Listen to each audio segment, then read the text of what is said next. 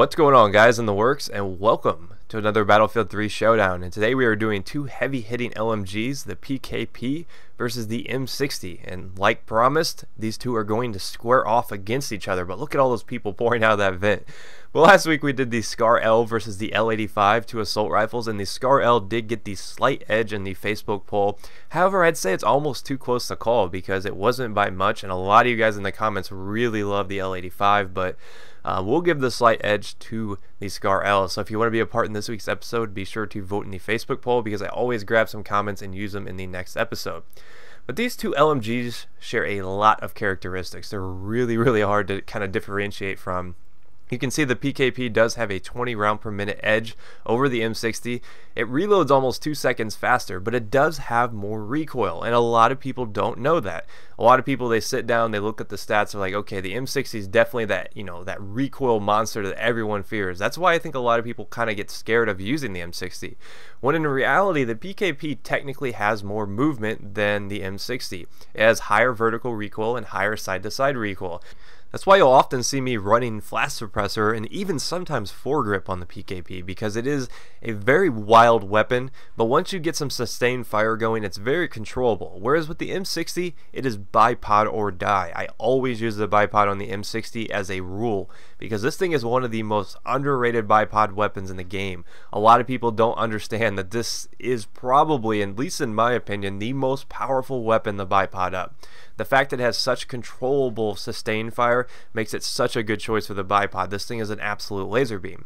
And the damage models on these higher damage LMGs like the PKP, the 240 Bravo, and the M60 make it much easier to take out long range targets, especially with the bipod because all your shots are hitting. Sometimes I'll find myself getting 2 to 4 bullet kills at really long ranges with the M60 because I'm hitting them in the head. So it is very effective.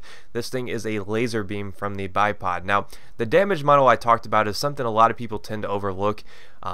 They look at these as like, okay, well, it's a 3 bullet kill up close, but then after that it's probably just like all the other LMGs, when in reality it actually holds its damage longer than the other LMGs. It has a 22 damage at its minimum. That's pretty big, guys. That means it's always going to be a 5 bullet kill, and if you're hitting a headshot, you can, like I said, you can get 3-4 bullet kills, and that's a big deal. That makes it one of the most powerful choices in the game. Now granted, the PKP, the M60, the 240 Bravo, and even the 249, all those belt feds, you can't use them like you used to be able to.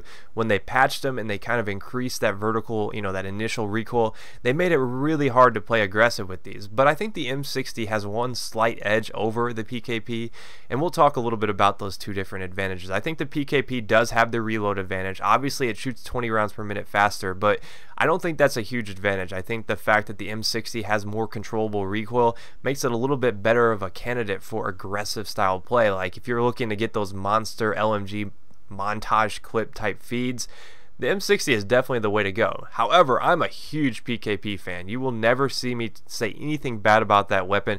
I think these are both solid choices. I think it comes down to the way you want to play. Now, foregrip flash suppressor is awesome if you want to play aggressive with the PKP. However, it's also a good choice if you want to just run in there with extended mags and maybe like a grip. It's really up to you guys. I mean, it's a really good room clear. The fact that it is a 3 bullet kill up close makes it very deadly. Whereas the M60, I find it's more versatile. It's really good from a bipod. It's really good if you want to run in there and clear people out too. Like I said, it's going to come down to personal preference this week. Now, I always like to give you guys my choice before I send you off to the Facebook poll to vote on which one you think deserves a win. But, I personally am an M60 guy. I always feel like this is one of those underrated weapons that not enough people use because, I mean, look at how good this is from the bipod. Now, I know there's a lot of bipod LMGs out there that work really well. In fact, all LMGs from a bipod are obviously going to be strong, but I really do truly believe that the M60 is best of breed from the bipod. I think it just gets the job done. It's the best because of that higher damage that it gets.